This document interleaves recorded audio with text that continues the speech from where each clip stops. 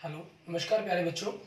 मैं Vijay Bansal, math lecturer, Jakhal block, district Fatehabad से, Haryana education department.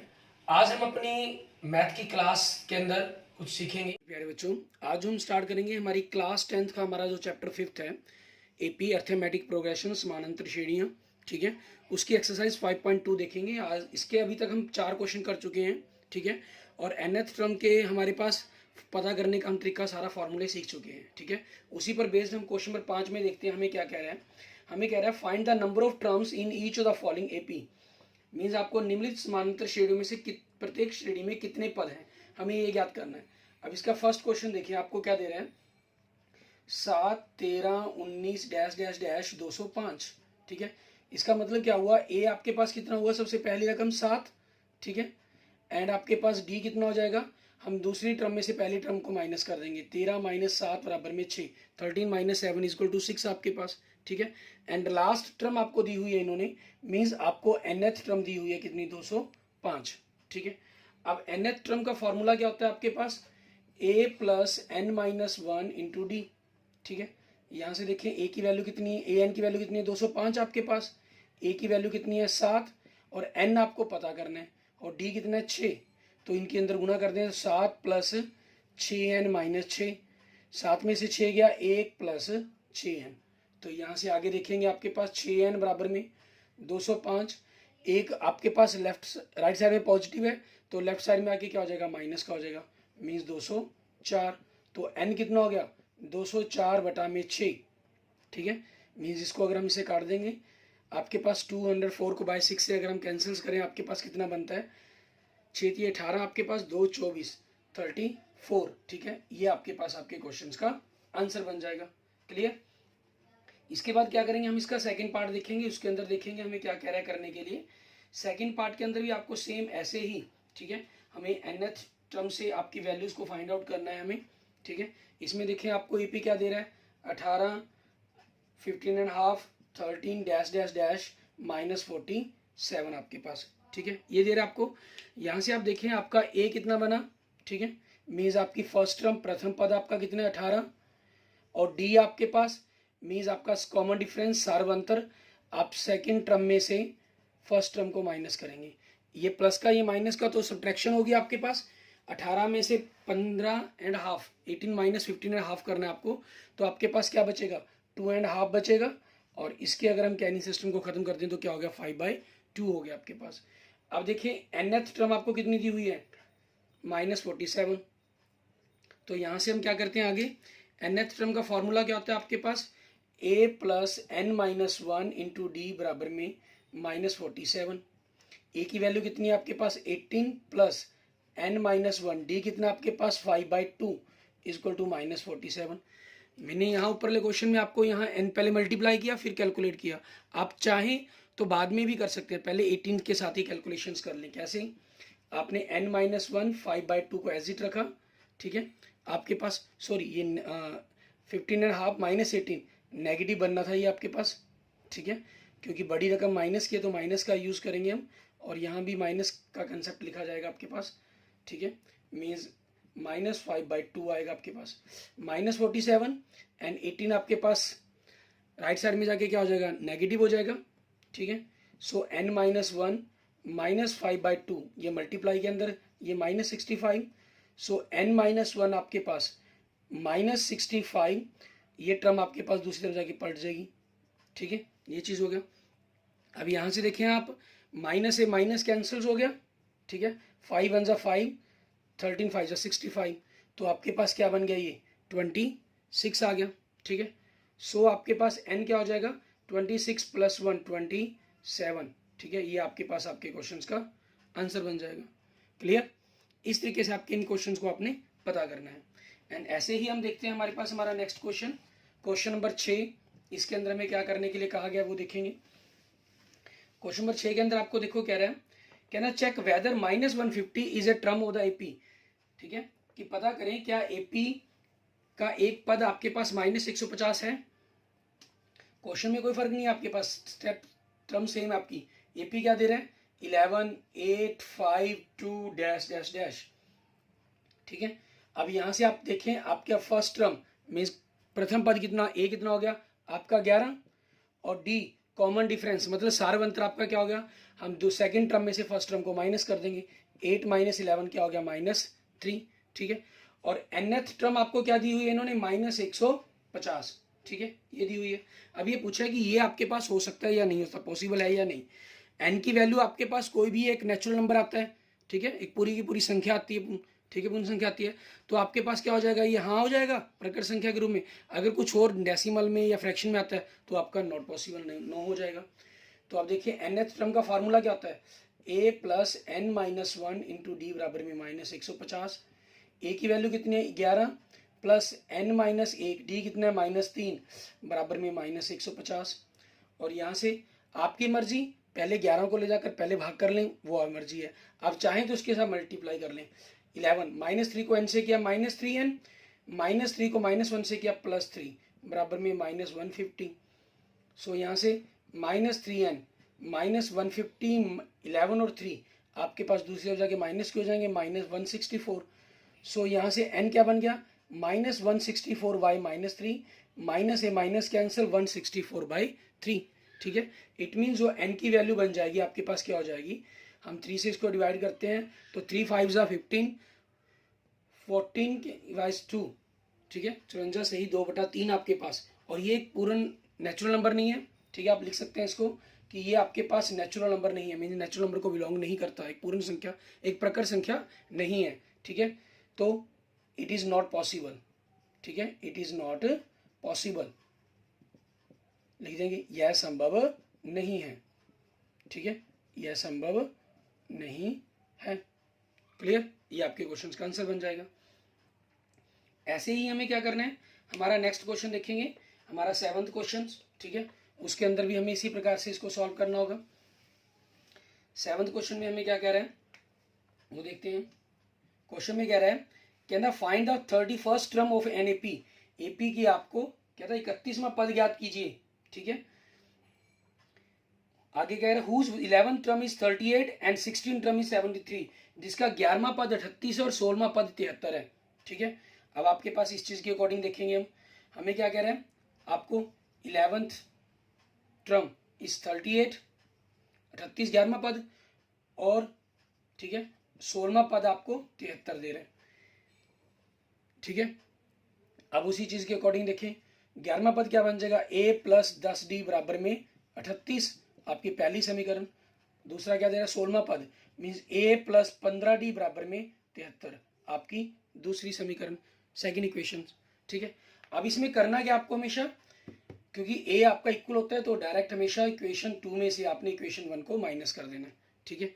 तो उस चीज के अकॉर्डिंग a प्लस 15d में से आप इसको माइनस करेंगे, माइनस के कारण क्या हो जाएंगे, इनके निशान बदल जाएंगे, 73 माइनस 38, लेफ्ट साइड को माइनस कर दिया, राइट साइड को माइनस कर दिया, तो यहाँ से a से a कैंसिल, 15d में से 10d गए, 5d बराबर में 73 में से 38 गए 35, सो यहाँ से d कितना हो गया 35/5 कितना आ गया 7, ठीक है।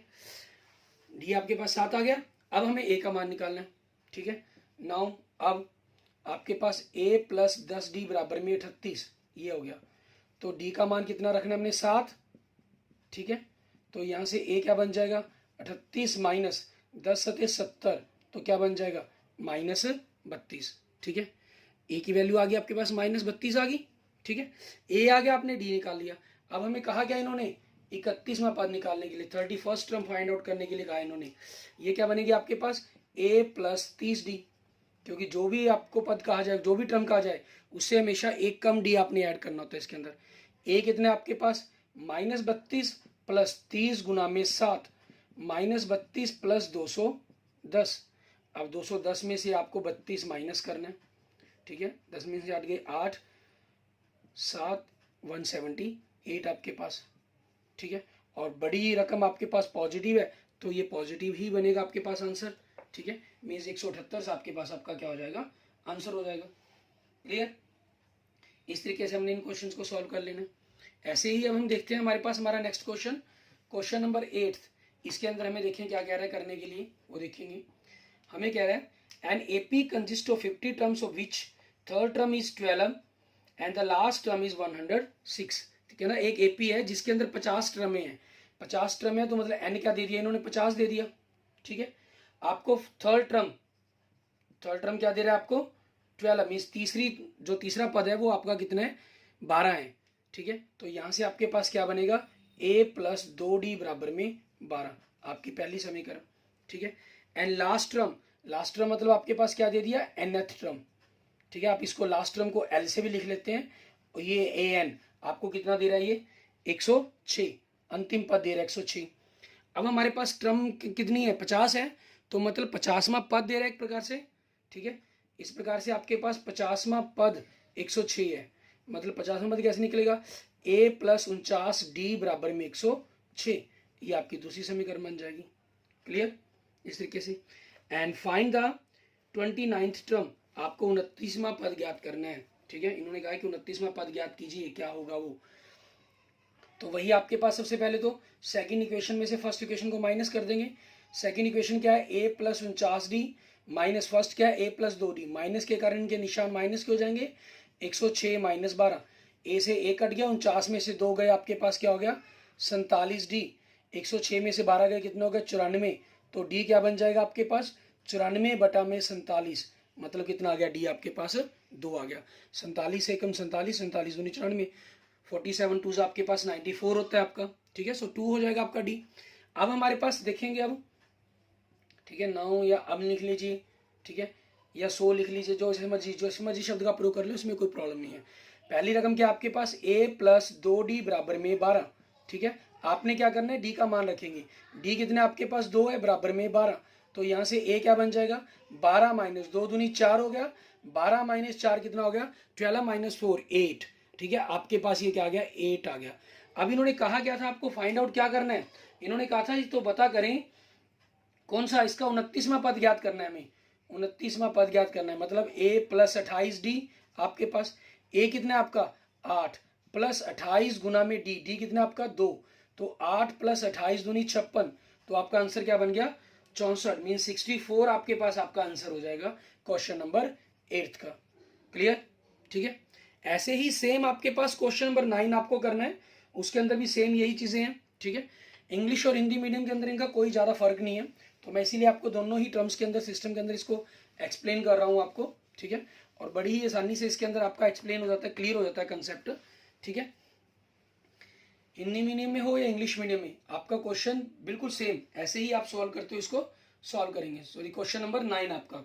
ठीक है, हमें कह रहा है if the third term and ninth term of the AP is 4 and -8 respectively, यदि किसी एपी के तीसरे और नौवें पद क्रमशः 4 और -8 हों, ठीक है, तो which term of this AP is 0, तो इनका कौन सा पद आपका शून्य होगा, हमें वो पता करना है। आपको क्या दे रहा है, इसका तीसरा पद कितना दे रहा है 4, मतलब a प्लस 2d बराबर में 4 आपके पास, पहली इक्वेशन आपकी। एंड आपके पास आगे क्या कह रहा है, इसका नौमा पद मीन्स नाइन्थ टर्म कितनी दे रहा है -8, तो नाइन्थ टर्म क्या बनेगी 8 प्लस a प्लस 8d बराबर में -8, आपकी सेकंड इक्वेशन। अब सेकंड में से आपने फर्स्ट को माइनस कर देना है, आप इसको लिखना चाहें यहाँ से वर्ड्स में भी मेंशन कर सकते हैं आप इसको। ठीक है, वर्ड्स में किस प्रकार से, equation first, equation 1 subtract from, ठीक है, इक्वेशन 2 एंड वी गेट, और हिंदी में लिख लेंगे समीकरण 2 में से समीकरण 1 को घटाने पर। ठीक है, उसे कुछ नहीं है आपके पास, आप सिंपल लिखना चाहें जैसे हमने 7वें और 8वें क्वेश्चन में किया है वैसे भी कर सकते हैं, आप वर्डिंग बनाना चाहें तो वर्डिंग भी बना सकते हैं।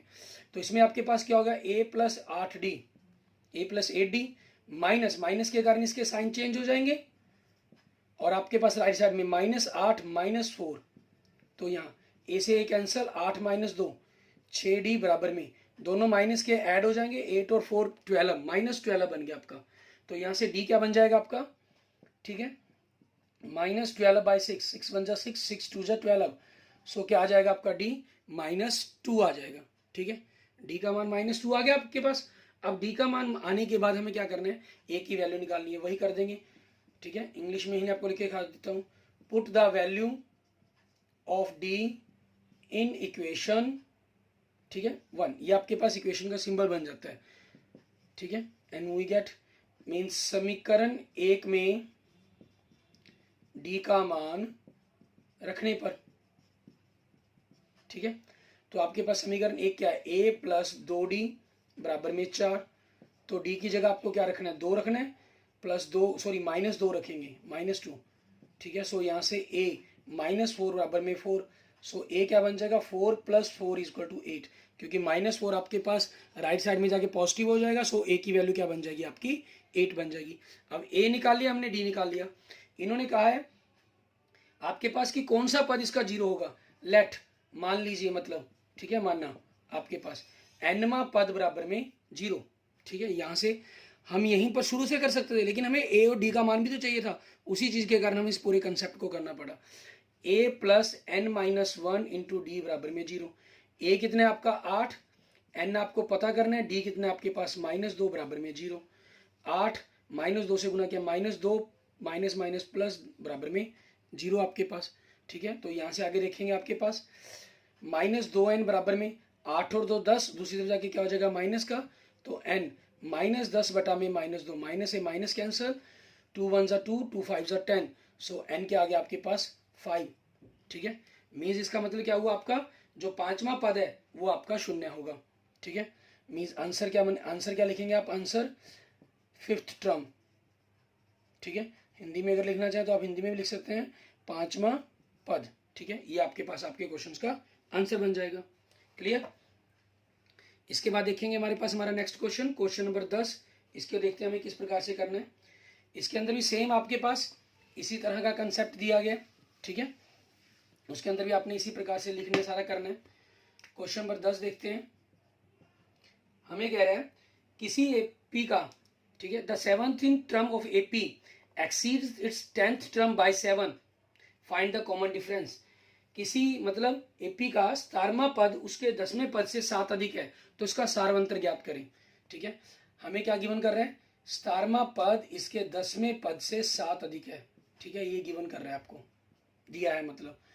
तो 17 पद क्या बन जाएगा, a + 16d, a + 9d बराबर में 7। a से a कैंसल, 16d - 9d बराबर 7। तो 7d बराबर में 7, तो d 7/7 1। ये आपके पास आपका आंसर आ गया, क्योंकि इन्होंने कॉमन डिफरेंस ही पूछा था, सारवंतरी पूछा था आपसे, ठीक है। यही आपके पास आपके क्वेश्चन का आंसर बन जाएगा। बड़ा छोटा सा क्वेश्चन है और बड़ा इंपॉर्टेंट क्वेश्चन भी है आपके पास ही, ठीक है ना। जितना छोटा है उतना ही इंपॉर्टेंट क्वेश्चन आपके लिए ये। क्लियर। उसके बाद देखते हैं हमारे पास हमारा नेक्स्ट क्वेश्चन नंबर 11। इसके अंदर हमें क्या कह रहा है करने के लिए वो देखेंगे। क्वेश्चन नंबर 11 में देखो आपको कह रहे हैं, कहना which term of the AP will be 130 more than the 54th term, ठीक है। मींस एपी के अंदर कौन सा पद इसके 54वें पद से 132 अधिक होगा। आपको सबसे पहले देखें एपी गिवन कर रहा है, एपी क्या कह रहा है, ये 3 आपके पास, ठीक है, 15 27 39, ठीक है, डैश डैश डैश आपके पास। तो यहां से आप देखें ए आपका कितना है, फर्स्ट टर्म कितनी है 3, एंड डी कितना है आपके पास, सेकंड टर्म में से फर्स्ट टर्म को माइनस करेंगे। 15 - 3 आपके पास, 15 - 3 आपके पास कितना आ गया, 12 आ गया। ये आपकी डी की वैल्यू आ गई। अब इसके बाद डी की वैल्यू आने के बाद हमें क्वेश्चंस को आगे सॉल्व करना है इसके अंदर, ठीक है। वो किस प्रकार से आप सॉल्व करेंगे, आपको क्या कह रहा है, हम लेट कर लेते हैं इसका जो nवां पद है इसके 54वें पद से 132 अधिक है, ठीक है। मतलब ये हमने मान लिया, माना। इन्होंने कहा ना कि पता करें कि कौन सा पद इसके 54वें पद से 54th टर्म से 130 मोर होगा। मोर मतलब उसके अंदर ऐड करके आपका वो nth टर्म बनेगी, ठीक है। तो इसका फॉर्मूला a + n - 1 × d, ये a + 53d बन जाएगा प्लस 132, क्योंकि ये सेम एपी के लिए ही कर रहे हैं ना हम काम। तो ए से ए तो आपका सेम ही होगा, कैंसिल काट देते हैं। यहाँ हो सकता है डी भी आपके पास, लेकिन ये एन की वैल्यू कुछ भी पता नहीं हमें, ठीक है। तो एन आपके पास -1 और डी कितना आपके पास 12 आपका, 53 × 12 प्लस 132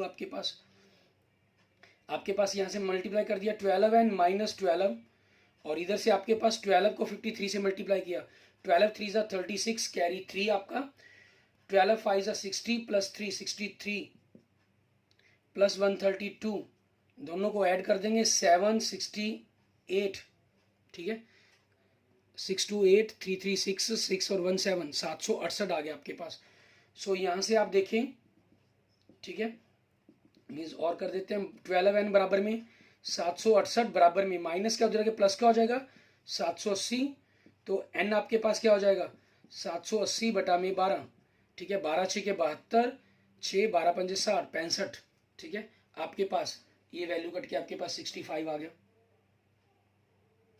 क्लियर, ठीक है, इस प्रकार से आपका ये आंसर बन गया। मीन्स आंसर क्या हो जाएगा आपका 65th टर्म, ठीक है, या हिंदी में लिखना चाहेंगे तो आप ऐसे भी लिख सकते हैं 65वां पद, ठीक है, ये आपके पास आपके क्वेश्चन का आंसर बन गया। क्लियर, ठीक है, इसके बाद देखेंगे हमारे पास आगे नेक्स्ट हमारा क्वेश्चन नंबर 12 से पहले हम क्वेश्चन नंबर 13 और 14 देखते हैं, ठीक है, क्योंकि 12 आपके पास थोड़ा सा डिफरेंट क्वेश्चन हो जाएगा, 13 14 हमारे पास जो हम क्वेश्चन कर रहे हैं उसी टर्म के से रिलेटेड क्वेश्चन हैं आपके पास ही, ठीक है। हमें कह रहा है how many 3 digit numbers are divisible by 7, ठीक है, कितने 3 डिजिट नंबर्स हैं जो आपके पास 7 से डिवाइड हो सकते हैं, ठीक है, और मतलब 3 अंकों वाली कितनी संख्याएं हैं आपके पास जो 7 से विभाजित हो सकती हैं, उनके बारे में हमें बताना है, ठीक है।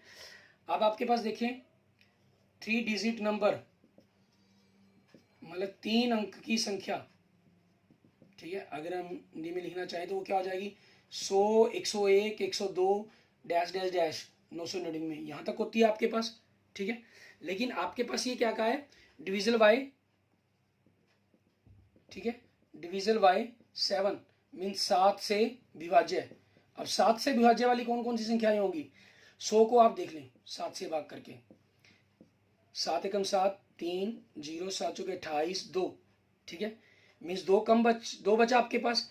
अगर ये 7 होने के लिए क्या इसको 5 चाहिए, क्योंकि ये तो फालतू हो गया ना, अगर मैं घटाऊं तो 98 बना, वो तो 2 डिजिट का नंबर बन गया मेरा, 2 अंकों की संख्या बन गई, तो मैंने क्या कर दिया 5 बढ़ा दिया, तो यहाँ से 5 उतर गया होगा मतलब, और 7 पंजे 35, ठीक है, आपके पास क्या आ गया ये 105 से स्टार्ट हो जाएगा, फिर 112 7 जोड़कर फिर 7 जोड़कर 119 डैश डैश डैश, और लास्ट के लिए 999 के लिए इसको भी कर लें 7 एकम 7 आपके पास, ठीक है, 2 29 7 चौके 28 1 19 7 19 14 5 फालतू है, तो 5 माइनस करेंगे क्या बनेगा 994 आपके पास, ठीक है, ये आपके पास आपकी एपी बन गई एक प्रकार से।